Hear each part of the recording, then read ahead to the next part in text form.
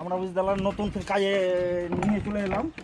নতুন কাজের জন্য ফের আবার ছাদ ঢালাই হবে, তো খাঁচা বানা হয়েছে। খাঁচা বুঝতে পারলাম বাঁধছে, সুন্দরই বাঁধছে। আর আজকে নুঙ্গি পরে এসেছি, বুঝতে পারলাম ইন করে এসেছি নুঙ্গিতে। মিস্ত্রি তো খাঁচা ভালোই বেঁধেছে, সঠিক ভালোই বেঁধেছে, হাত তো কাজ করেনি। বলো এটা কে কাজ করেছে? এটা কেন কি হয়েছে স্যার? আজকে এসো, তোমরা দিনবেলা এসে দেখো। কি হয়েছে স্যার? এখান থেকে রেল লাইন খরচ হবে নাকি? রেল লাইন খরচ হবে? আর বলছো ওকে বলেছিলাম যে এরকম হবে না, ওই বলছে ওই রকম হবে। তো এরকম চলবে? কি হলো তো বলো? তুই করলি না বে, আরে তোকে আমি বললাম তো এরকম হবে না। তুই করলি না বে, আমি বলিনি তো এরকম। আমি বলতে হবে না আসবে।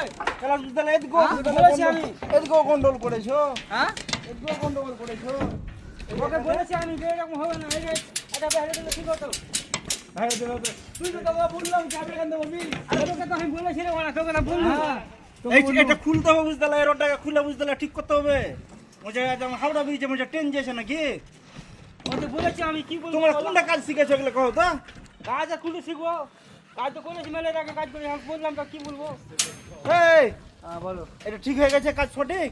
সঠিক তো হয়নি, আমাকে তো খারাপ লাগছে। এটা আমি ভিডিও হয়েছে বুঝতে পারলা, ভিডিওতে বলো সঠিক কাজ কি হয়েছে কাজে বলো।